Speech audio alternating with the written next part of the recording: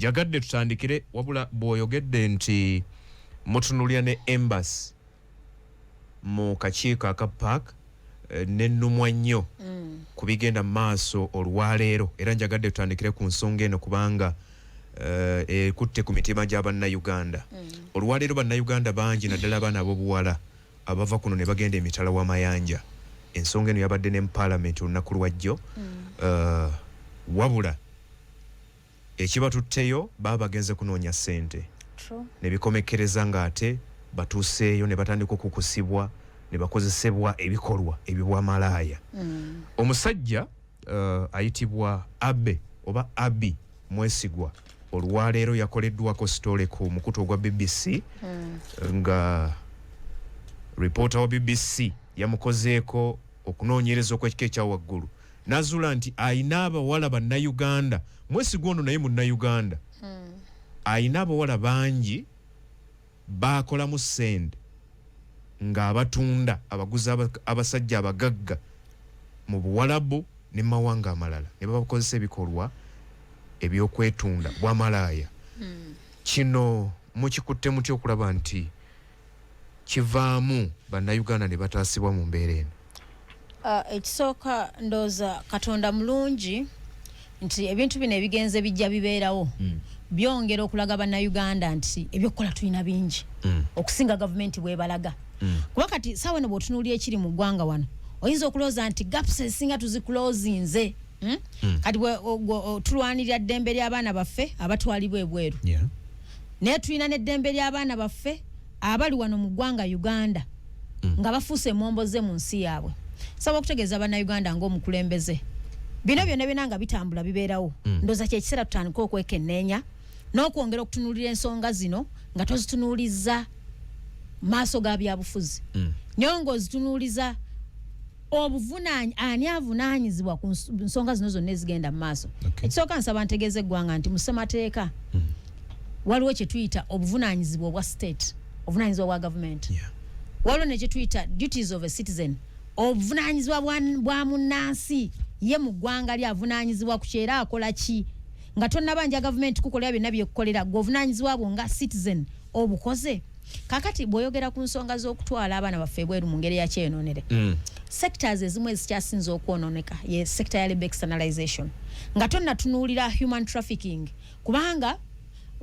nga tetunnaba gavumenti nga tennaba kulegalizinga yali 2.5 nga tebannaba kulegalizinga kutwala abaana bweru officially abantu batwalanga bannayuganda mu ngeri ey'enjawulo ng'oli asobola okuba nga akolera ebweru n'akubira omuntu esimunoonyeza omuntu ngenda muwa tiketi mutwala akole abamu bagitandika nga business informale netandika okutambula kakati abalala bo nga wawuliranga nti abaana babatadde bayisa ku ze twita porous borders babatuuza ku bwato basaze bagenze Kenya bavudde Kenya kugamba nga n'entambula yaabwe record yaabwe bw'oginoonya ku airport nga teri very clear government never negamba we must legalize entambula y'abantu externalization of labor nti si musango omuntu okuva mu ggwanga wano agenda akolere mu nsi y'ebweru naye afulumya atya onaamukuuma otya so obulagajjavu bwa gavumenti okuba nti eno sekita tekwatiddwa na buvunaanyizibwa y'ensonga eyongezza abatwala abaana mu bumenyi bw'amateeka okweyongera nti bw'otunulya complaints Uganda ly'eggwanga lyokka eribadde likyasinza okuba n'okwemulugunya okungi ennyo ku social media abaana nga beekubira endulu nze nagende Saudi Arabia nendwalirayo kampuni nensuulawo dedde nsaba buyambi era bamu ne batuuka n'okulowooza nti babaka ba paalamenti be bavunaanyizibwa mu kuyambako abaana ffe bayita bakadaama kakati saawa eno etuuse era bwe nalabye sipiika ng'agamba bannange ye saawa tutunuulire abaana bano bayambibweko sekita eno erudde nga tefiibiddwako era olabye wabaddewo obubinja obubadde bujja bwekolamu nga abaana beekolamu ebibiina okulaba butya bwe beeyamba nze personally ng'omuntu naakayambako abantu abawerako okudda nga n'abafumu ebali omwana eyakasembawo we babe muta Saidaati twamuziika we Mateete naye yali amaze emyezi 4 afudde yafiira bweru tugenda kati eno kesi nze nagifollowinga tugenda mu ministry eya labor nga bagamba company yakulozinga eyamutwala ne mbagamba nti naye company nga eggulwawo ng'ekola emirimu erekawo egwe bayita omusingo omusingo ogwo buli company ng'egenda okugulawo okukola labor externalization bawaayo $1,000,000 ng'omusingo nti wabaako kyakoze ezo ssente ministries ekozesa singa company eba eremereddwa to make good of the damage send ministries ekozesa okulaba ng'ekomyawo abaana abo kati kwano omwana bangamba kampani yaggalawo ne tuteekebwa mu mbeera eringa yegayirira kampani era finally omwana yakomezebwawo bazadde batunze ekibanja $16,000,000 to return a body omwana afudde oli atunze ekibanja akomeza omwana afudde that is not a business kugangola njagala okutegeeza ekirungi nti bino byenjogera nti nga bwe nkugambye nti tuvunanyizibwa ku embassies ezo tutambula mu embassies ez'enjawulo era kusooka nkugambe Egypt that is Cairo okimanyi nti tetulina ndagaano yonna na government ya Egypt ku baana baffe abaliyo era buli mwana ali e Cairo aliyo ku lulwe tetulina ndagaano we don't have a memorandum of understanding between Uganda and Cairo ku butya abaana baffe banaawangaalirayo government erudde ng'edlayinza okuleeta etteeka lye bayita lebe externalization Ministry ya Internal Affairs ya Foreign Affairs yaina eteka ku police ku migrant workers up to now batugamba they are still in progress nenga botunulira sente ezebakama nja kugamba kama mu sector eno kati bolaba one of the lucrative sectors sector kyasinzo tuwa sente ye sector y'abaana bafogena ne bakolebwe nene ekintu ekinsobedde bwe kiba nti government ina ndagaano na Cairo nga bw'ogambye naye ate lwaki ku musaala gwe bafuna government ejjako omusolo No, I'm telling you, ati efuna omusolo kubanga gwe nga Munnayuganda ogenza okukola. Naye nga singa obaako n'ekikutuuseeko, teyina ndagaano na government you are not protected. Then nawo omusolo ogunzigibwako gunnyambira wa? Awo kati bano abazisasula ne beekomyawo ne bagenda mu biyumba ne babonaabona nga tekuli agoberera, bo bafuniramu wa? Number 2, gwayina abaana abakolera ebweru nga buli omu yenegotiatingira musaala gugwe. Nga kampani emutute yeemanyi omwana omusaala gwasasulwa. Okay. Actually abaana baffe be bakyasinza okuba they are so attractive out there balungi naye government eyaffe bano Bannayuganda bayayanira nnyo kuba balayisi we have the cheapest labor out there fe tuwa services za layisi kubanga government eyaffe tetutebudde number 1 okuteekateeka abaana baffe obulungi nti omwana agenda okufulwa baba weeks 2 companies baziwa 2 weeks okuteekateeka abaana bano nga bagenda naye mu weeks 2 omwana okusobola omuteekateeka okuba nti abadde avudde mu kyalo ewaffe erusaalire eyo emawogola nga tafumbisangako modern byuma biri modern tamanyi butwa bakosazi washing machine kugamba omutwala practically through biche ebiba wanga ogenda kola mu nyumba ennyumba y'abazungu bali obwebe y'abawalabu efaanana etya omwale ya complaining anangamba nti honorable laba n'abantu batuwo traininga ebintu byabwe bali just ngabona gamba nti tebali practical tagenda ngayo ogamba nti yali akozeeko mu kiyumba okusobola annyonnyola omwana nti domestic worker akola atya mu nyumba omwo ng'agenzeeyo kwagamba ababasomesa bali mu theory nga bonaga nti ateebereza kino kyekibeerayo ne baga nti naye honorable lwaki tebakwata kufa abamu ababadde mu bintu bino ne batuwa emirimu gy'okuyisa mu bannaffe mu bintu ebyayo kubanga tuba tulina experience ku biki ebibaayo ate omwana omuwa practical example so buno obulagajjavu obuliwo nze ngamba buteeketeeke ku government etafaayo number 1 nti unemployment rate abaana affe obutaba na mirimu nti nawe bamugamba omwana bw'avaano nga abadde talina kyakkola omusomesezza muli naye ewaka mulima ne bamugamba nti ogenda genda ebweru okolera 7,000 bajja kudduka misinde ng'awulira 7,000 mingi agenda okutuukayo okutunulira byakola amaanyi g'oteekamu okufuna 7,000 aga Katonda ng'asigaddewo n'ayiriba emmere ng'afuna omutwalo bayita ba transporta b'emmere wano mu tawuni oba ogenda okole mu kawooteri ng'okola lunaku oba ogenda opoote ku site nga mwana wattu ayasigadde ku site n'akuuma abaana be ng'aba asinga jjukira nti ng'olese ekyokuba nti abaana baffe tebalina mirimu wano ate abawala barisikinga nnyo nti bagenda n'aleka families abaana abola abamu bafumbo bagenda n'aleka abaana be n'omusajja abaana abamu n'abalekera omusajja abaana abalekera bajjajjaabwe abamu ne balekera emikwano kisinziira family setup yo nga bweri naye olaba abaana balemerera gwe nnyini bo neeteeberezaamu gw'obawadde keyateeka bwe mbadde ngoberera story eno eya Mwesigwa yali driver mu UK kati bwe yavaayo nadda eno mu UAE n'atandika omulimu ogwamuleeta eno mu Buwalabu kutunda bawala Bannayuganda nga baguza abasajja babakozese ye bwafuna ssente abamu mu nsonga eno mu story eno omuwala Keira wamu ne Monica baava mu bulamu bw'ensi omu yava ku kizimbe nga bamugoba adduka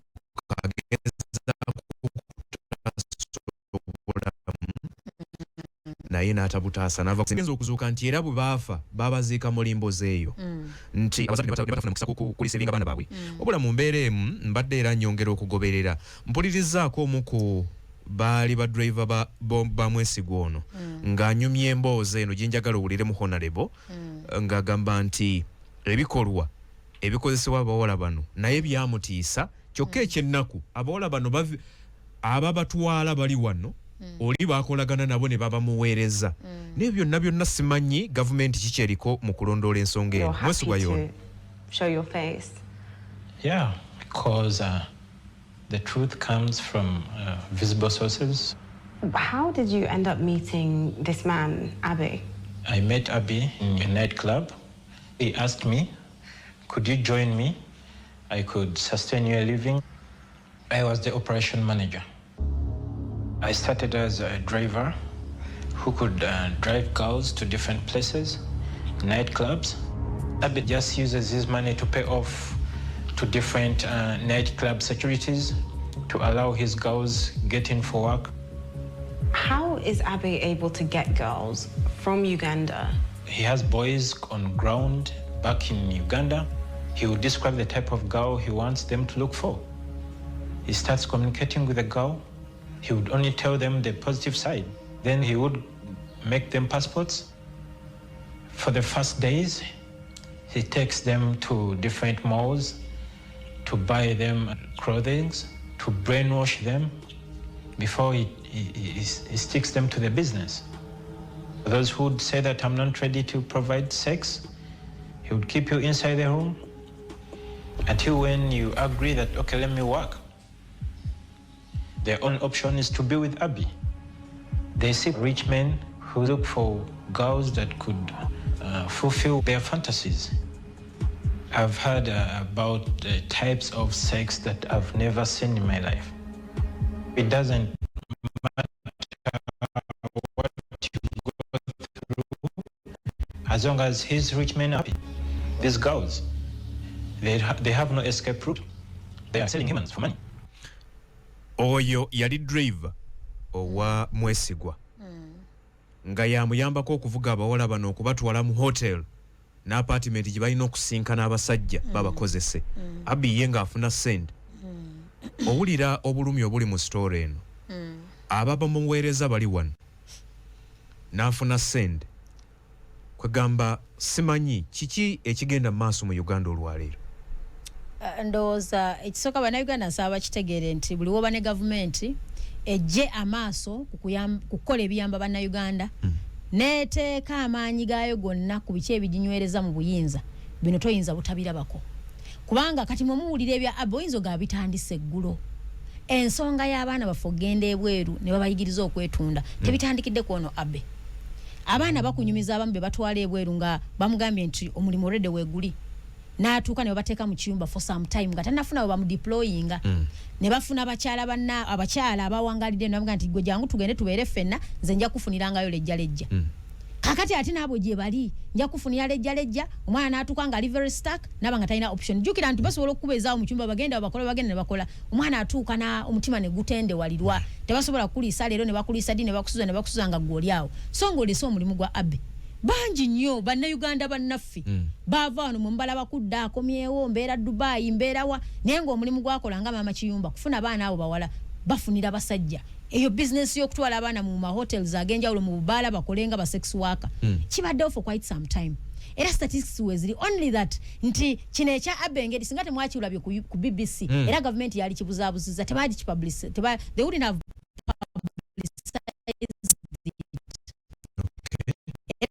singa kyabadde wano e Uganda baalikoze nnyo gafuluma nga bwe tulwanirira eddembe ly'abaana baffe wano human rights we've been telling the country bagambye ebbanga lyonna nti bannayuganda tuveeyo mu kuyamba gavumenti eno okwenywereza mu buyinza naye tutandika okuba nti buli kizibu ekibeerawo weeteeka mu bigere by'oyo afunye challenging eyo kaakati embeera etuuseewo nga almost buli family ataano wano e Uganda osangamu abantu abataano abafunye issues mu nsonga ya labor externalization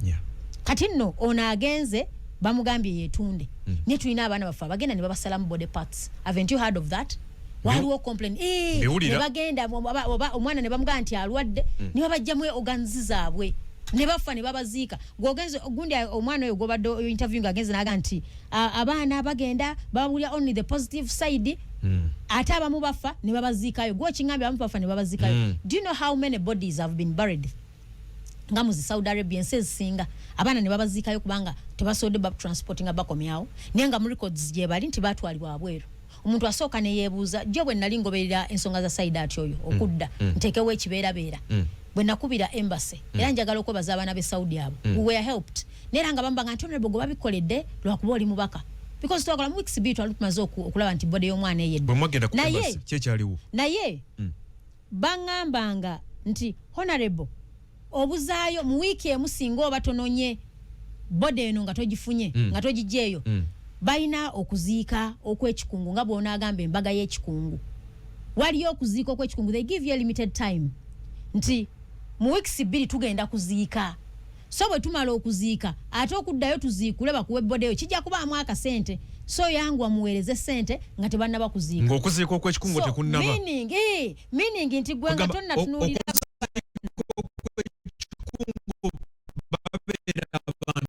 bangi ne babaziika omulundi Ugandans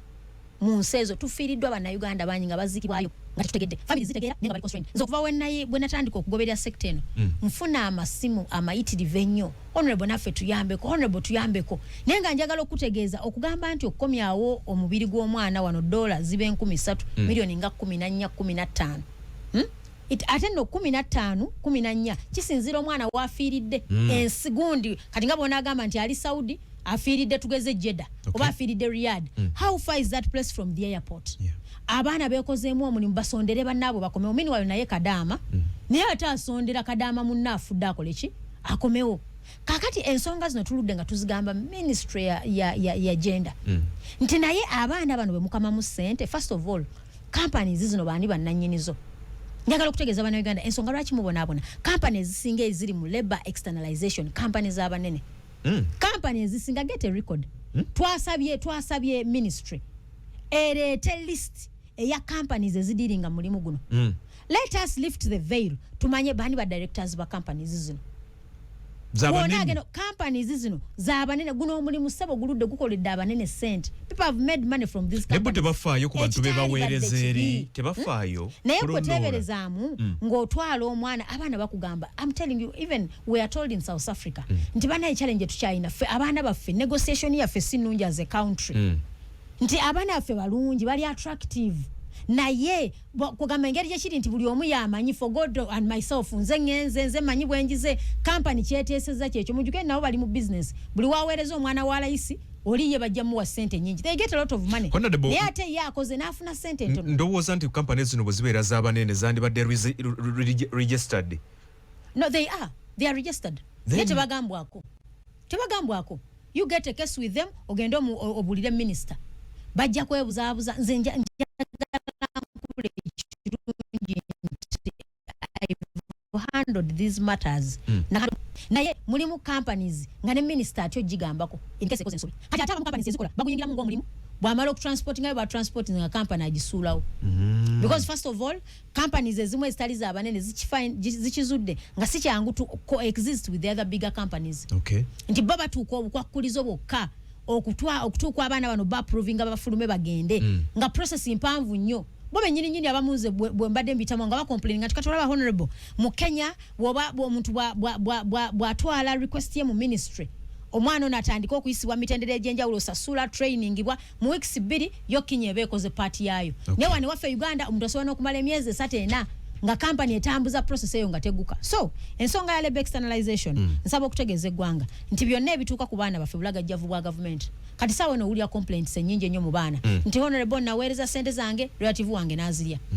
honorable naweereza sente zange muzadde wange yennyini n'azirya boyfriend n'azirya naye okakasa as a country tetusobola kulaba butya bwe tuyambako abaana baffe muku waba nga bagenda how safe can they keep their money don't you think yali bade interest ya government ya Uganda gomanyi ekitegeeza amaanyi gogo n'omwana nadda after 2 years nga sente zonna ze yakola talina wadde n'ekikumi gwe tolowooza nti yali bade interest ya government okulaba nti gwe atalina gwe weesiga kuterekera sente zo how can you be helped njaga government ekwadvisinga nti tereka bwoti ne bwoti bwebe ekwadvising nti gwali eyo ani alina pula abamba alina plan njagala kuzimba nyumba njagala kugula ttaka nti no omwana no tumulinkinge ku company wete muyambeko kugula ttaka kugamba ngolaba nti there is waliwo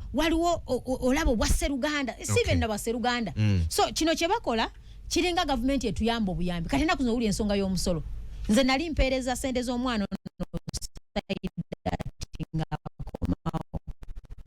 twasooka ntuweereza milioni 10 ne bansala emitwalo 7 700,000 10 million so kati bino sente babasala gye bagenze bafuuse nga bamulekwa naye bw'otunuulira kati ebitambula wano internal as a country Uganda kati bavijja kubamba kugamba nti well president wa Nuupu Kyagulanyi bw'atambula eyo ayo nno n'ekifaananyi ky'eggwanga kati njagala okukubuuza bino bye baakubye ku Abe BBC ne president waffe Kyagulanyi gwe bagamba ayogedde ebituufu waga nti eno bakwata abaana ne babasibe watali musango bakwata abaana ne babasodomizinga nga babasodomizinga basirikale baffe basobole bateekamu okutya okungi ennyo nga baga nti ayonoonya erinnya ly'eggwanga naye kaakati kiragirwa ku BBC you have Ugandans abatwala abaana baffe bafuke ba sex worker ekisinga okuluma oyinza okuba nti government erina intelligence okakasanga kino tekimanyi basobola okukola ku intelligence ani agenda okwesimbawo no then kitegeeza intelligence kati kankubuulire what you are forgetting is nti intelligence ya government as long as tutwaganyiza kuwangala kwa mukulembeze wa ggwanga mu ntebe kasita kibanga kyokola tekirina we kikoseza mwami Museveni kuba president wa Uganda ekyo kisobola okubeerawo otherwise eyo intelligence ne bakitegeera ne bakireka ne kitambula I'm telling you but tubanga tuyina intelligence system in this country singa Katonda atuyamba ne bafuna Abe n'omubuuza nti ogwo omulimu ogukoledde ebbanga ki for how long have you been in this kind of assignment ogukoledde ebbanga ki government ina intelligence radio 4 radio 7 wamu ne radio 8 mwebale nnyo tuwuliriza Abe mwesigwa mu Uganda atunda banna Uganda abawala ebweru ne bakozesebwa mu bikolwa ebyokwetunda obwamalaaya naye ekivaamu abamu bafiirwa obulamu katujje katono ekibiina kya NUP wiiki eno okutuuka ndowooza nga 21 bali mu nteekateeka ya gabakadi olunaku olwaleero bali mu ku vetinga abaagala ekifo ky'obubaka bwa parliament mu Greater Masaka n'ebitundu ebirala naye ebibuuzo biri bwe biti bannayuganda beebuuza engeri gye mukikolamu olunaku lumu okusunsula regions 3 kugamba ebibuuzo bisigalawo bingi ekibuuzo ekirala abantu abasunsula omutindo gwabwe nga basunsula ababasinga omutindo nti ali ku level ya kansala ali mu kubuuza ebibuuzo nga bibuuzo omubaka wa parliament kwegamba kino mwakikola mutya engeri gye munaatekamu obwenkanya eri abo abaagala kadi y'ekibiina ekisooka nsaba within 2 minutes in concluding ku nsonga ya kiwamba abantu n'okukwata abaana baffe mu ngeri y'ekyeyononere njagala okugumya bannayuganda nti tetugwamu maanyi mulimo gwaffe buli omu waali okulaba nti tukuuma eggwanga lino butiribiri era bw'otunuulira mu kanyomero ka wakawaira ka duties of a citizen okusinziira ku ssemateeka obuvunaanyizibwa bwa munnayuganda kitukakatako okulaba nga tukuuma ssemateeka obutatyoboolwa bannakigwanyizi ekirala nti bw'otunuulira waliwo ze tuyita national objectives and directive principles of state policy enyanjula wano mu ssemateeka nga tonatuuka mu articles ezo endala butya government bw'enaatambuzanga obuvunaanyizibwa mulimu objective 3 gye bayita national security and stability nti ebikolwa byonna byonna government byekola ina okufuba okulaba ng'ekuuma obumu n'emirembe unity and stability and kakuloza akasooka kalina ensonga gye kajja era nga njagala banna abakulu abali mu bitongole ebikuuma ddembe this is food for thought bakimanye nti ffe bakulembera tutwala obudde okulaba nga tugoberera amateeka kyo kijja babeerera kizibu nnyo okubanga bo be bakuumi b'amateeka enforcers of the law ate okumenya amateeka nti bajja kutuuka nga tutusyabawa kitiibwa omanyi bw'ofuna omumenyi w'amateeka omwaŋŋanganga mumenyi w'amateeka objective 3.1 ekugamba nti all organs of the state and the people of Uganda shall work towards promotion of national unity, peace and stability. Nti fenna bannayuganda nga tukwatira wamu n'ebitongole ebyo n'ebikuuma ddembe tujja kukola nnyo okulaba nga tukuuma obumu emirembe n'obukkakkamu kyoyita stability mu ggwanga kati njagala okubuuza bino gavumenti byekola okuwamba abaana ba Nuupu wano okuleka famire zaabwe mu maziga obutabatwala mu makooti mu budde jjukira olina abaana booteresa okuva mu 2019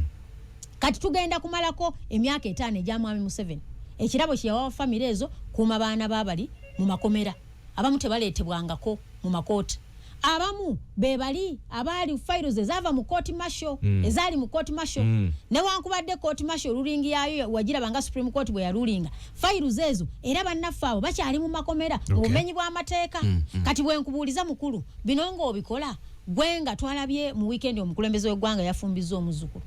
yabadde weekend omuzukulu yafumbizza omuzukulu meanwhile gwababo bakuumiddwa basirikale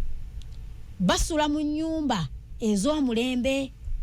bakuumwa butulibiri oli afumbiza bazzukulu kakati gwe okutte bano boyita abazzukulu kubanga agamba ejjajja era waba atwadressing oluusi nze kyenagaana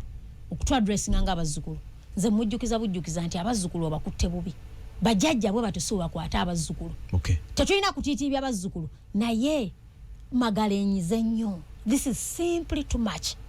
nsembayo nkugamba nti saawa eno gavumenti despite the fact that tetulina sente ziweereza bannayuganda walabye gyo mu parliament minister wa finance state musazi bwe yagambye bannange ffe mujja tusonyiwa capital development mu kwota esoose tetulina ze tuwaddeyo mu byokwekulaakulanya kubanga tetulina sente sente we release money according to the cash flow so tetwabawadde sente newankubadde budget tuplaninga mu quarters naye mu kwota esooka tetulina kye twabadde kuba tetulina sente bagala kwewola okwewola ennaku zino gavumenti yafuse government of borrowing kati kwewola bwewozi kwewola yafuse ki it's a government of borrowing ye buli lucha kwewola amabanja go gafusa amabanja one time njagala mpeyo obudde tujja to discussing a report eya debt status y'eggwanga no kwa report baje fulumiriza tuyimiridde wa mabanja era tusubira eggwanga lisubira genda wa trillion 1016 you see that's where we are atenga otutadde mu domestic areas gana mabanja nga walabye jo wenawadde mbuza minister ku floor ya parliament wa agriculture eyagambye nti bannange fetwa gundi ne wankubadde mwagala tu supply tuweyo ku bantu ku mwanyi basimbe naye ffe twagenze okulaka kati ebijimusa bya mugaso nnyo okusinga ki okusinga emwanyi naye namubuuza ne mugaa nti ayawe yagwe okimanyi nti waliyo bannansi aba supplyinga ministry ya agriculture endokwaze emwanyi mpaka kati myaka kumpi 6-7 si basasule billions eziwere 6 naye nga nkuzaayo wano kyembadde ngezaako okujjayo nti government ekutte abaana abaali badde productive abavubuka abaali badde mu myaka gyabwe gikola njagala okutegeeza buli lwoba nga tokola government ebeefiirwa kubanga ekyo tekijijjako obuvunanyizibwa kuwa services oba okola oba tokola eteekwa okuwa you must have access to roads, access to medication, access to water, access to electricity ebyo byonna newankubadde ebimu tebikola so kitegeeza okutta abaana abaali ekoledde obasibye okureetinze bannamwandu okureetinze bamulekwa otutaddeko budget ennene nnyo ku kkomera government egambye ekwata abamenyi b'amateeka abamenyi b'amateeka saawa eno okimanyi nti congestion yo oba kankuwa statistically oyina amakomera ago gonna in the whole country oyina kutereka bakomera emitwalo 21,000 emitwalo 210 saawa eno oyina emitwalo 8 ezo is at, as per the report of the Auditor General eya 2024 as at June amakomera ago gali congested by 377 galina okuba 100% naye galimu times 2 galimu over excess ebitundu 377 bisatu 77 ekisembayo ayawe yanti prisons yakaleta tuziyongeze supplementary mwaka oguwedde ebimu ku bitongole byasinga okufuna supplementary budget prisons kubanga balina abasibe bangi tebakyalina abo bateeka tebakyalina ngoye emmere tebamala tebakyalina balisa ekisembayo ebyobulamu okusinziira ku ratio buli musirikale omu alina okukuuma abasibe 3 kakati saawa eno musirikale omu akuuma abasibe 15 kitegeeza nti eddembe ly'abasibe for now lirinyirirwa tugende ku nsonga ya card ensonga ya card vetting efuuse ensonga waliwo kosembeza yakannenyamiza kaliwa bw'ogambye nti abaali badde bakansala bavetinga beemupi si abaali badde siri mu kubakkakkanya but level kwe bali be bandi badde basunsula bakansala I mean ba MP kyembadde ngezaako era okujjayo ng'ogezaako okulaga eggwanga nti okusinziira ku kyojja mu bantu nti akakiiko kaffe akasunsula kalabika ka kiboggwe is that what you want to mean as a country kubanga njagala otandikire ku Evelyn Chemtai omukyala Chemtai the chairperson gwenjagala otandikireko yewe ekiboggwe njagala ombulye sebuufu yewe ekiboggwe I want you to take time omanyi mwe mumanyi nti kubanga bano abantu babadde public figure kati abantu babatunuulirawo kubanga adde tebalina gye babalabirako. Take time and look into their profiles. Mugende mubatunulemu. Nagamba nti buli lucha Nuupu egenda bashokinga. Nuupu egenda kuleeta bye mutalabanga ko buli lucha. Akakiiko is very competent. Kali very very competent okwandolinga omulimu. Era bannayuganda njagala mbategeeza akakiiko ako bye kakola is composed of 40%.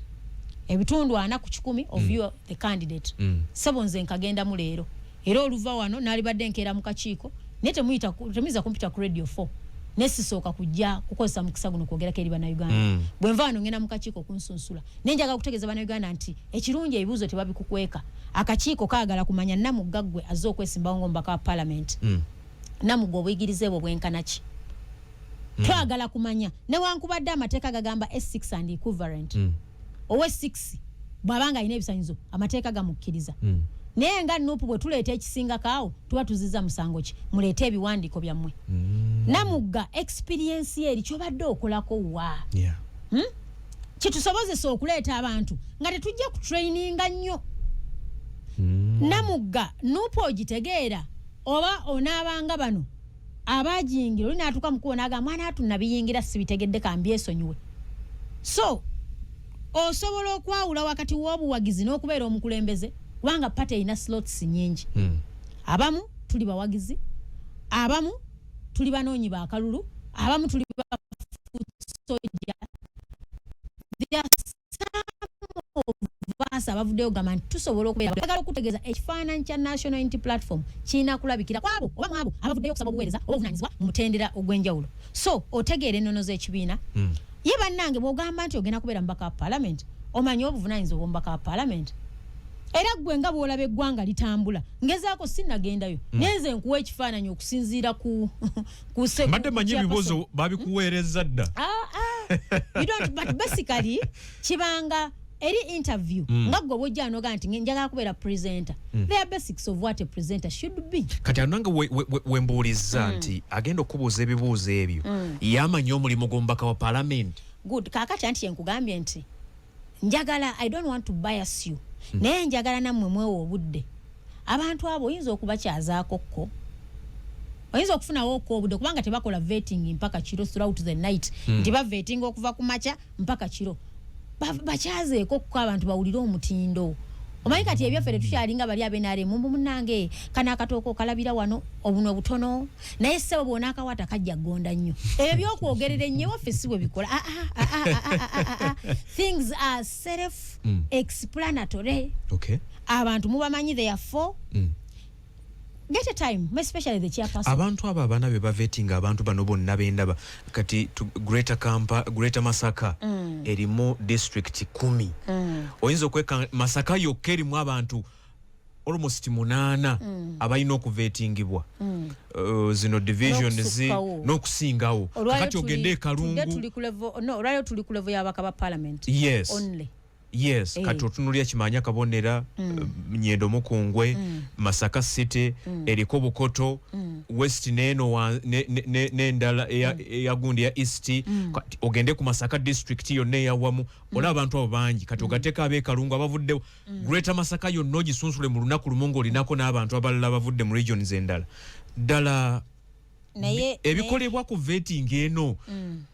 kubuuza bibuuzo bakutuusa mukulu. Naye gwe omulimu ogutegedde gwe bakola. Kubuuza bibuuzo. First of all, what you should know. Okimanyi nti twateekamu okusaba kwaffe kye bayita expression of interest. Era okimanyi nti bwe twateekamu okusaba twawaayo ebiwandiiko. Kakati mmwe omulaba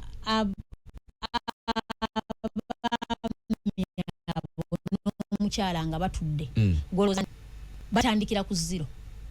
You submitted your documents. We have a team. Ekola scrutiny and analysis of what you submitted. Okay. So ogenda. Already your profile is laid down. Kubanga gwe yensonga lwaki, that is the reason as to why bwe wali ogenda okuwaayo okusaba ku oyina documents ze baakusaba.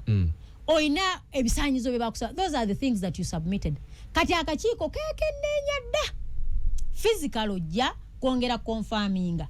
Nti naye Namuggono bino bye yateekayo bibye gwatamanyi nti wali ebiwandiiko ebiva ku NASA.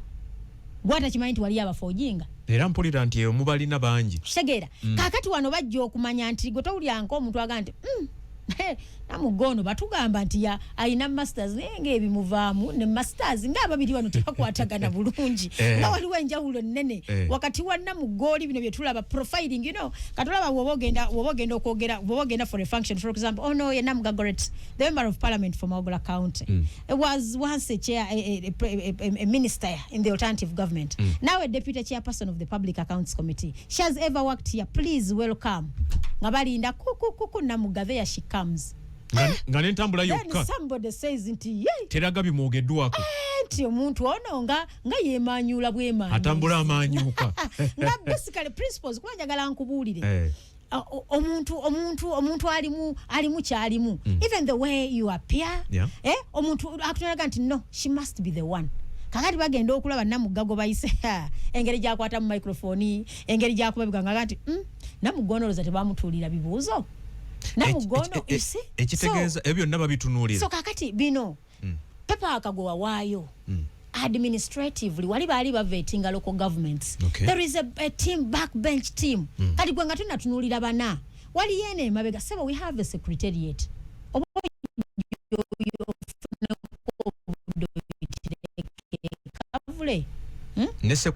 No, you have administration. There is a team of administration chairman. Yagenda okumala obudde profiling okitegera technical team jeri behind ajja kufuna nti sembabule basabe bameka nti we have tugeze 4 candidates. Kola analysis yabo. Give a summary. Omukulu muwe summary. Kati agenda okujja nga ategedera nti Namuga tugamba ali kino kakati gwe okulwawo ko n'obutabinnyonnyola mangu kwe kujjokere akakiiko. Lwaki mbuuza bino byonna tulaba ebyaliwo mu local government abantu balaga nnyo obutali bumativu mu kakiiko kano. Tuli ku mutendero gw'amaanyi ogusinga ku guli. Tulowooza nti era binaavaayo bigenda kubaka by'amaziga mangi. Tulabe n'abalala nga bagenze batandise okwogera ebitoogerekeka olw'okuba nti balina obutali bumativu mu kakiiko. Twagadde ensi emanyi akakiiko lwaki katambuza kati emirimu gyako abantu banaavayo nga balaga obutali bumativu n'ensi etegeere nti buva ku kino na kino.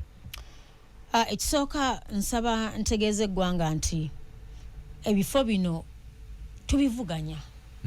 It's a competition. It's a race. Nti buli omu avaayo okulaga obwagazi bwe n'obumalirivu n'obumanyirivu mu kutambuza ebifo bino, meaning nti muli mu okuvuganya kwonna we kuli wateekwa okubaawo okwemulugunya. Era ensonga ki process yonna ogiraba nti bakuteerawo administrative procedures ez'okulaba nti singa oba toli mumativu oweekubirawo enduulu.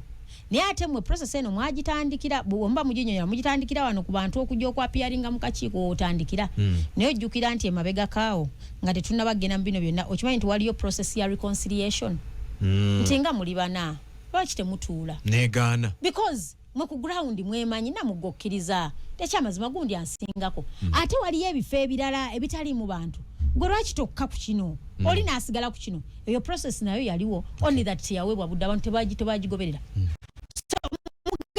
Okutuuka okujja ano mu kasunsuula kana twagobererako mu reconciliation abamu baalemererwa okukkaanya. Good. Balemererwa okukkaanya bazze for vetting kati njagala okufunamu ekifaananyi ky'abalemereddwa okukkaanya ne bajja ku vetting. Gw'osuubira ki? Kibiina kweyozaamu. Don't you think naddala ng'oma middle card. Ensonga lwaki reconciliation eyo yali encouraged kugezaako kukendeeza ku complaints. Kubanga omuntu yenna aba alina kyabadde ayanira. Njagala mumanye nti mulabye ebifaananyi bipande bingi mu town. Si mu town yokka but all over the country. Abantu babadde bakampaininga noonya ground. Abantu bataddemu akasente. Kati nga buli omu yali agadde okubeera. Niffe na tetusobola kubeera. N'okusonda basonze. That is the fact. N'okusonda basonze ate tosonze nga candidate. Osonze nga munnakibiina. Abamu kibalowooza. Okuwaayo ennyingi kadi njirina. Bw'obanga wali osonda mu kubeera na nnyingi kadi bagikuwe.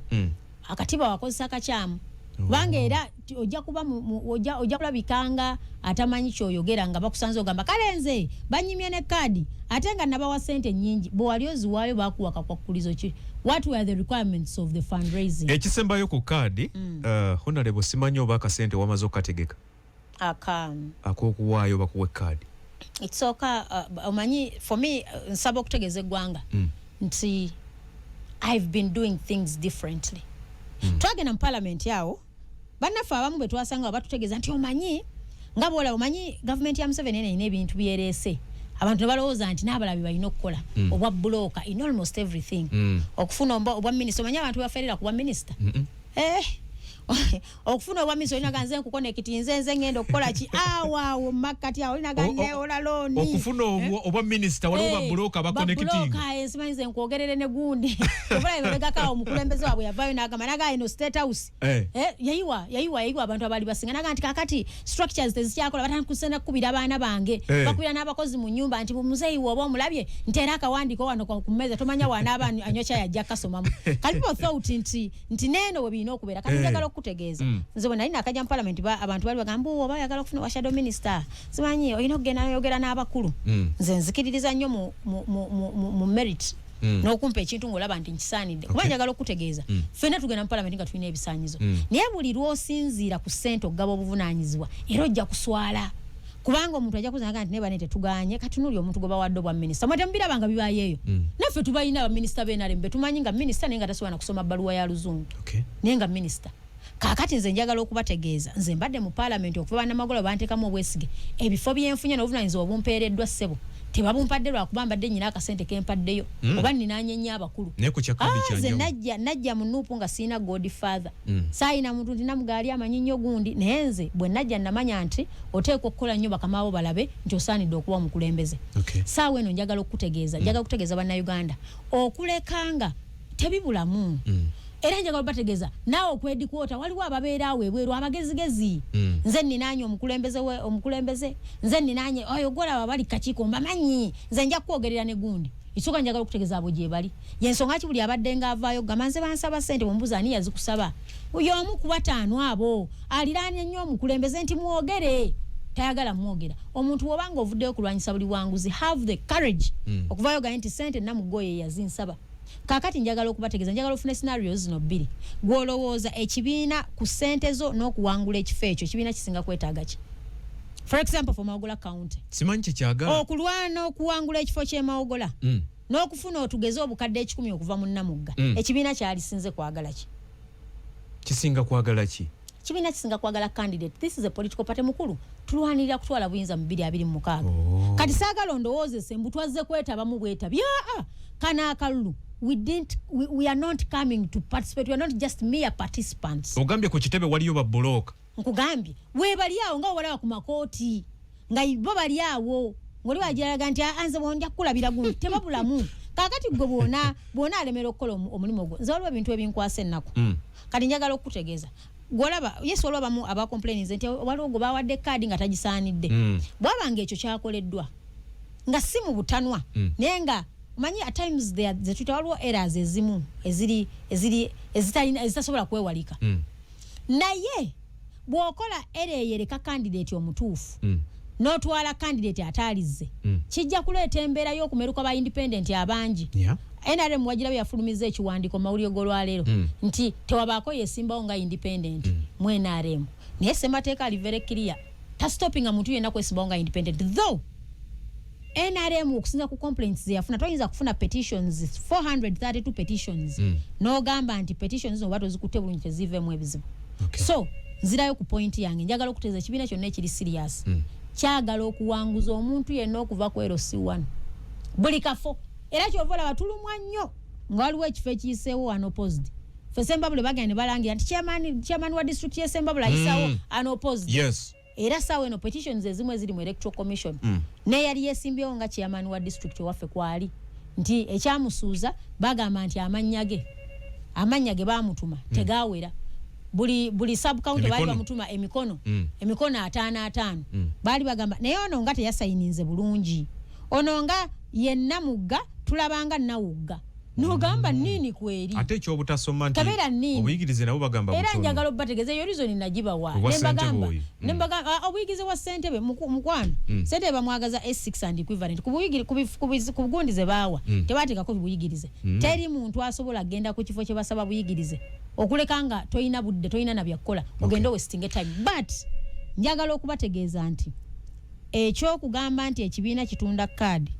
omukulembeze yatugambirawo nti bwoba n'omuntu yenna akusabye ssente mu reporting number 2 abadde bajja bagoberera president Kyagulanyi naawe kennyini kubanga obadde okwatanga ebintu byekavula abadde nga agamba atya naddala ba incumbent muddeyo muweereza abantu. Mulijjo mujja mwogera lunye nti abantu bawambibwa lwaki tebaleetebwa mu kkooti ne baggulwako emisango n'ebirala ebiringa ebyo. Naye poliisi sabbiiti eno ku Mande yavuddeyo ng'eyita mwogezi waayo Kituuma Lusoke negamba nti bannabufuzi mulekere awo okulimba bannayuganda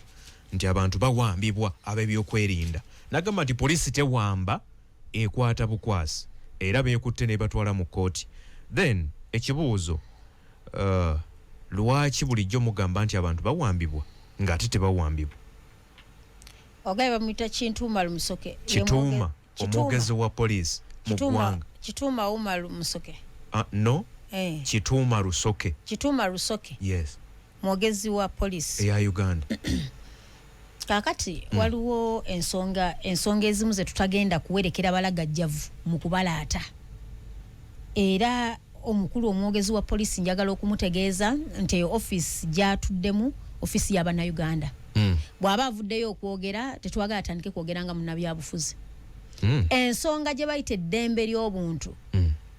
Human Rights Commission newankubadde oluusi ekola bye tutakkiririzaamu yakafulumya report on issues of human rights.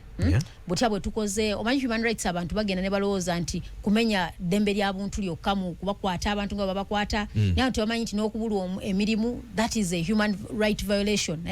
Tebamanyi tulina economic rights. Omutamanyi nti wembanga sina access ku safe and clean water eno human right. Kakati omukulu ono akugambye nti tucomplaininga nti abaana baffe babawamba ate nga babakutte bukwasi. Newankubadde tuli bajega okutegeera kwaffe kuyinza okubanga kuli wansi we naye saagala atulowoozese nti ffenna tetulina magezi. Bwe tudda ku nsonga ya okutyobola eddembe ly'obuntu mu butya abantu baffe bakwatibwa njagala okutegeeza omwogezi wa poliisi nti tewali agenda muwerekera mu lugendo lwa kulagajjalira mu bigambo. And I mean it. Yabiragajjalidde. Tewali agenda muwerekera mu lugendo lwa kulagajjalira mu bigambo mu ngeri y'okujooga Bannayuganda. Ffenna tukimanyi bulungi nti omuntu yenna yenna nga agenda okukwatibwa emitendera mwayisibwa legally everyone knows. Nti bw'oba ogenda okuga nti Namugga bakomplaininga nti Namugga yazizza omusango guno okimanyi nti Namugga poliisi esobola okumpandikira gunde ebbaluwa nti nyabo tukusamoninze jangu ku poliisi olw'ensonga bweti ne bweti. Tosobola kutandika kweyisanga enforcer okujja okukwatisa omuntu n'amaanyi nga tomuwadde mukisa kwa appearinga before police mu mirembe. Bana abaana bola abakwatiddwa njagala oddeyo tunuulire kuba Edi Mutwe enkwatibwa gye bakwatibwamu Bakirewe enkwatibwa gye bakwatibwamu olyoka tunuulire ono mwana yasembyeyo Doreen Kaija engeri gye yakwatibwamu n'abalala bonna Olivia Lutayo engeri gye bazze bakwatibwa. Kabanga linnya ziwerekeddwa abagalagala abakutte emmundu bagenze mugenda kuyoola muntu omu oyina emmotoka nnya temuwadde famire ye mawulire wa omuntu watwaliddwa nti atuma arrest nze amukutte yenze gundi era mutwala wano bwemba mumunoonyeze ku police station y'Ekira kakati musanga muntu ava ku mukolo kwanza nga muyola nga mukasuka mu drone nga mutwala teri agenda kukkiriza kujoogebwa kutuuka kwekyo. Era no njagala okugamba manyi bwe tuyogera kaka mwogera bwogezi njagala okutegeeza twogera kuba tuli ddoboozi ya Bannayuganda. Ffenna ne tugenda kwetaba mu bumenyi bw'amateeka nga twogera ku bamenyi b'amateeka naye tugenda kutuuka tubere constrained as leaders. Nabadde ntunula wano ku omanyi amateeka tosobola gasoma n'ogamalayo buli lwoddayo ng'ogasoma oyongera okumanya nti waliwo pesa lye tubadde tutannanyiga bulungi ate nga lituwa obuyinza nga Parliament ya Uganda. Among the functions of Parliament, this is Article 79(3) ku buvunaanyizibwa bwa Parliament. Parliament shall protect this constitution and promote democratic governance of Uganda. If obuvunaanyizibwa waffe nga Parliament ya Uganda kufuba kulaba nga ssemateeka ono tumukuuma butiribiri. Okufuba kulaba nga buli office bearer akozesa office ye okuyamba Bannayuganda si kubayamba actually okubayamba kiveewo okubaweereza kubanga tulayira teri mukozi wa government atasayininga ndagaano na bannansi buli wosayininga agreement nti ngenze bampadde omulimu n'osayininga oba osayiniza on behalf of Munnayuganda okumuweereza mu bwesimbu. Kaakati bino ebikolwa by'ekiwamba bantu tujja kiyita kiwamba kubanga bayoola buyoozi nga totegedde muntu ani amututte era atwaliddwawa omwana Olivia Lutaya tunyumiza n'agamba nti singa tubabuulira ekibeera mu drone ezo njagala obategeeza abasajja abeera mu drone ezo bawemula boogera buli ebitoogereka era omwana yatuwa amagezi natugamba nti bannange bakyala bannange bwe mba mugenda mukozese nnyo jiini ezo kati nze nkubuza saawa eno kuba bamala gawamba sebo nga bwe nyambadde bwe nti oyagalira bwe nyambala bwe nti nteekemu jiini lwaki balina kwambala jiini nkugambye yatugamba nti ebikolebwa omwo sijja bigenda munnyo naye nsaba muyambalenga jiini ensi wali gitegeezezza honorable biki bibeera mu drone kitegeezebwa nti abaana abo bagenda mu drone ezo abamu abasirikale babakwata mu nkwata etabaweesa kitiibwa bagezaako bakwata ku bitundu byabwe bitali bya poliisi nti poliisi webekutte waliwo ebitundu byotavunaanyizibwako okitegeera poliisi webe enkutte waliwo ebitundu ebitali byayo eddembe lyange terina kutyobolebwa kuba poliisi enkutte njagala nkubule waliwo instances enyizo mbadde mulaba nga osanga abasajja nga bagenze okwarrestinga omukyala tokirabyeko bwobanga tonakiraba nkujjukiza mu kalulu k'ekawempe ojjukira Sage yaliwo nga trail ya president efuluma ekavule abaana abakwatibwa abayolebwa Sage yabawo bakube batawa babakubira walaba enjola gye bayolo osanga omusajja ayola omukazi babasika amabere bagazeeno bagazeeri you know amuwanise engoye ne weebuuza nti ddala ekyali poliisi ya Uganda are they trained abasirikale ba poliisi abasajja are they trained abasirikale ba poliisi abasajja bagenda mu arrestinga abakyala ne basindika abasirikale abasajja era nze njagala okubuza poliisi ya Uganda tuyina enough manpower mu bakyala okulaba nga bavunaanyizibwa mu arrestinga abakyala bw'oyogedde ku tteeka eryo ly'osomedde bannayuganda Nerusoke Kituma agamba nti bakwata abantu nga bayita mu mateeka era bino si bigambo byange njagadde omanyi Rubale w'omulamu tasamirirwa wabadde waliwo okuyitangana kw'ebigambo nti ekiwamba abantu so njagala kiwaako statement so that abantu bategeere abali eyo nti kwanga badde bagamba nti poliisi nga bawayiriza poliisi tewamba poliisi ekwata omuntu mu luzungu kye tuyita arrest amaanyi egajja mu constitution n'amateeka amalala so abantu abanayuganda tebayinza kuwa poliisi powers eza arrest then gwe nozifuula kinenge n'ogamba nti eyo si arrest eyo kidnap omuntu bwe tumukwata nga poliisi tumutwala tumugulirawo file bwe tumala ne tumutwala mu kooti abantu be bagamba abanuupu nti twabawamba sofa twakakwata abantu 10 I think ndoza abantu 10 era nga 9 twabatwala mu kooti era waliwo omu we tugenda okutwala mu kooti either today oba enkya I think waliwo omukyala bwe tuba tusobodde okutwala omuntu mu kooti gwe amanyi ogajawo agagamba nti oyo omuntu we tutwadde mu kooti muwambi kakati babadde ayogerako either today or tomorrow yatwaliddwayo ggulo tugenda mmujjakaawo omukyala Doreen Kaija naye mbadde njagala okujjayo ekinyusi nti agambye babakwata nga basinziira mu constitution gy'otusomedde awo omubadde etteeka ly'osomye kakati naye agamba nti kyebakola bakikolera mu constitution mwate ne mutambuza amawulire nti waliwo ekiwamba abantu mu Uganda omutuufu yaani ankoze bubi enkwata etambulidde mu ssemateeka enkwata gyakwatamu bakwata ennaku zino abakwata atya first of all asinzira mu nnyingo ki ekisooka asinzira mu nnyingo kikubanga agambye amateeka yalibadde avuga nti ffe okusinza ku article bweti etugamba nti bw'oba ogenda yola buyozi kyansanyudde akugambye nti ono kuno kwatibwa kwe tukwata bannayuganda obuyinza butuweebwa bannayuganda mu kubakwata obuyinza butuweebwa bannayuganda kubanga ssemateeka eri endorsed by bannayuganda kakati ne yeerabira okimanyi nti ennaku zino arrests ezimu tezikyakolebwa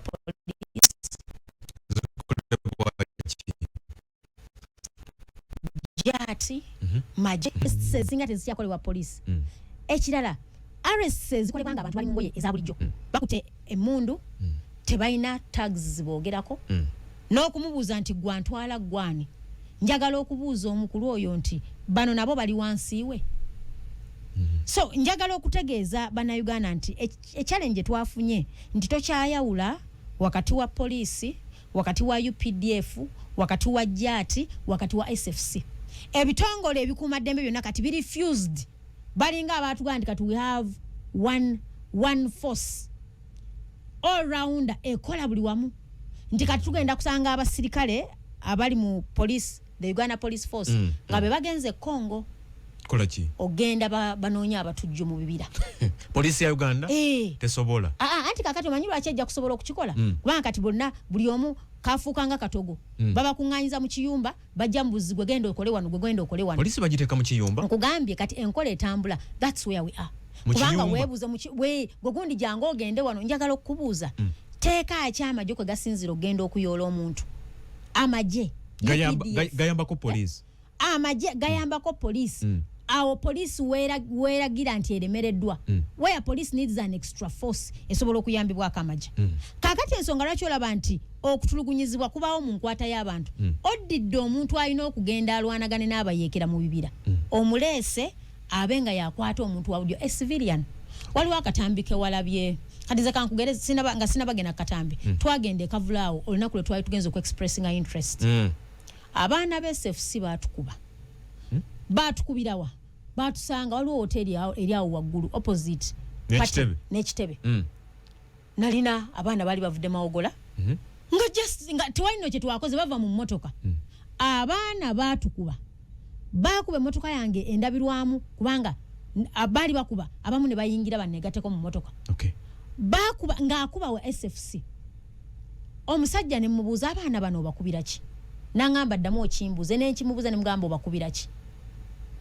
yali agezaako okubanga nsembere okunkubanduza omutima ne gumugamba nti kyokola si kituufu njagala okubategeeza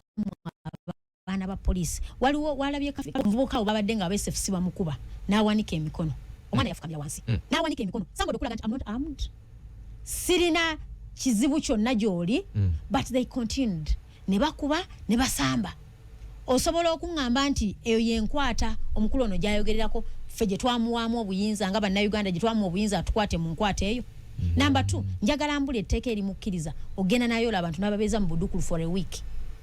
n'okwata omuntu n'abeera mu mikono gyo nga poliisi wiiki n'okusoba ng'abantu be tebamanyanga gy'ali era njagala mbulira etteeka lyakoleramu ng'akwata munnayuganda famire netandika kunoonya bunoonya mugendeko mu safe house ekireka mugendeko embuya ku CMI mugendeko wali ekira ku polisi mulabo bajali abamu ne batuko kwa ne baga nti tunoonyeza tubuliddwa katulinde kye banatugamba baba muli awo nga bagamba gondi bamututte ku polisi ya wano but when the family is very unaware wo muntu wali so njagala okutegeeza abakulu bano era alyose n'agamba nti offices zino zaffe njagala kuongera kujjukiza mwogezi wa polisi kumutegeeza nti eyo office gyalimu alimu agituddemu for and on behalf of Ugandans he is paid asasula taxpayers money to render that service kino nkikugamba nga ndi wano radio 4 if abavunanyizibwa mu kulaba nga ssemateeka akuumibwa butiribiri tetugenda kuwa mwaganya gonna basiiwuufu bampisa kozesa offices za gavumenti bubi okutulugunya bannayuganda oyagana mugamu n'akolawo ki tugenda kusigala nga tukozesa omuzindaalo guno okwongera okuwa bannayuganda information but I believe omanyi bw'onyigiriza ennyindo ono kiwamba bantu luli abantu kati njagala kugeza abantu bajjanga ne babawambako omuntu nga bali awo naye nsabo njagala nebaza abaana eruweero nalaba ka video ako bajja okuwamba omuntu eruweero oba yali kansala nga yesimbyewo babalemesa omuyoola nagamba mutubuulire mumutwala wa era mwamba mutwala mwe baani nyina kese yabadde wange kyalo bakita luwunga abaana bajjidde agaye gajjidde mu saati za kyenvu obukiri ku muyina wano bali mu saati za kyenvu nenga balina babiri bali muleeya bakutte emmundu bazze okukwata omuvubuka asiika capati mbukubanga tawagire NRM abatuuze beekozeemu omulimu ne bamugamba temugenda mujja wano temugenda kumujjawo andi ndidi tebamutu tebanagana njagala okwongera obbategeeza nti buvunanyizibwa bwa mukuma bannammwe omuntu nga zobba kwatamu munnammwe mumubuuze gwotwala omutwala wera gwani amutwala you are in a private car si motoka ya police oze mwambadde engoye za government eri mbuyinza muyoola abantu teri agenda mwaganya kutandika kujoga bannayuganda kutuuka ku ekyo naddala nga mumenyedde emberi obuntu nina ensonga endala honorable twakitegedde jjo nti essomero lyammwe erya NUP leadership nebigenderako ebirala nti bulijjo liriwo mu bumenyi bw'amateeka twakitegedde jjo twakitegedde ku nsonga bweti Doreen Kaija bwe yakwatiddwa yaleeteddwa jjo mu kooti wabula egimu ku misango egimuvunaanibwa kukulira ssomero gavumenti lyetamanyiiko mu Uganda NUP kakati wano we tutuuse ssomero mulirina mutikira abayizi n'eriri mu bumenyi bw'amateeka. Lwaki mukola bino? Essomero liri mu bumenyi bw'amateeka n'okwata Doreen Kaija alikulira director w'essomero aliddawa. Ani director w'essomero eryo? The Noop Leadership School. Ani director waalyo? Kakati tuina gavumenti eyebye okutuuka ku level y'okuba nti ogenda ewaka nga Semaka waali n'okwata omukozi ng'omuvunaana ku bikolebwa mu makaago naye ng'ovunaana maid. Kyabuswavu nnyo gavumenti ya Uganda yabisizza nnyo. Nze natunuulidde charge sheet eno nga nti naye really erino gye ggwanga lifyawo ekitiibwa bano ba office bearer abagala tubayite his excellence. Abagala omanyi kati olabya ku honorable ate omukulembeze w'eggwanga bino byonna bikolebwa on behalf of omukulembeze w'eggwanga. Toyinza kukwata Doreen Kaija bw'obanga ogenza okutunuulira obukulembeze bwa National Unity Platform. Doreen Kaija ali mu namba mmeka? Nga bw'owulira wano bagaa nti we baggwanga mukulu Museveni ye head of state ye namba emu nti awo nozzaako vice president awo nozzaako speaker namba 3. Njagala obuulire eggwanga mwe muyina experience mu bino. Kaija namba mmeka mu structures za Nuupu? Kaija namba mmeka? Meanwhile ne muba balagajjavu okuba nti okutta omwana w'abanna omusibe okusomesa mu ssomero eryo ng'essomero likyali liggule. Lwaki tebagenda ne baliggala? These are the same criminals abagenda ekamokyawo ne bawamba bagenda ne bayola ebitabo byonna ebyalimu ne bayonoona ne bayasa endabirwamu. Gavumenti yayita gavumenti munafuye okutuuka ku mbeera y'okulwana n'ebizimbe, embeera y'okulwana n'ebitabo. Is that our level government ya Uganda ng'etimba ekipande kiramba International Government of the Republic of Uganda, Government of the Republic of Uganda etuuse ku level ekwata omwana asomesa mu ssomero? Oyo Doreen si director. Omukozi mu ssomero negenda nemusiba nemugulako n'emisango nga director w'essomero waali. Meanwhile n'essomero gye liri likola, essomero weeriri era lisomesa. Abalikulira we bali batambula, essomero sirigale naye okutte gwogamba oli yeebuuza naga nti abantu bano bategeera. Essomero lino lyetwogerako liri Kamwokye wali ekitebe ky'NUP ekikadde. Lwaki mwalirekawo nga limenya amateeka? Ani alirekawo? Ani alirekawo? Lwaki mwalitandikawo? Amuyina gavumenti erina obuvunaanyizibwa obukwatisa amateeka egenda eri. Amatendekero gonna mawandiise mu ministry. Lwaki lyammwe siriwandiise? Omanyi ebintu ebimu byewuunyisa. Twala mu ggwanga. Bwe tubanga otubuuza genda obuze gavumenti. Genda ogibuuze lwaki essomero lya Nuupu. Anti yera terimanyi. Batuusa okuba abalagajjavu to the extent nti mu Uganda buli omu akola byayagala. Newankubadde si kyewuunya nti osanga n'amasomero ga private agasomesa abaana baffe nga tegali registered. You find a school nosanga oli ng'alina emizigo ebiri, omuzigo gumu ebiri esatu nga nalyo essomero baaliwandiika nga gavumenti yaliwandiika. Ate n'agaago waliwo nga tonatandika kurating amasomero ga private. Genda otunulira agaabwe gennyini aga gavumenti nga baddidde emiti bawaniseeko ebisanja n'amatundubaali naye ng'eyo nayo balituumye essomero liri registered okusomesa abaana ba gavumenti. So ensonga y'essomero lya Nuupu nze mbadde nsaba gavumenti egende ekwate bannannyini ssomero. Temutandika kutagalira ku baana b'abannammwe nga mubasibirasibira ebintu ebitali mu makulu. Anti basoosoona ababuulira ani yamuwa omulimu. Njagala okukutegeeza bw'ebanga gavumenti temanyi yawakayijja mirimu then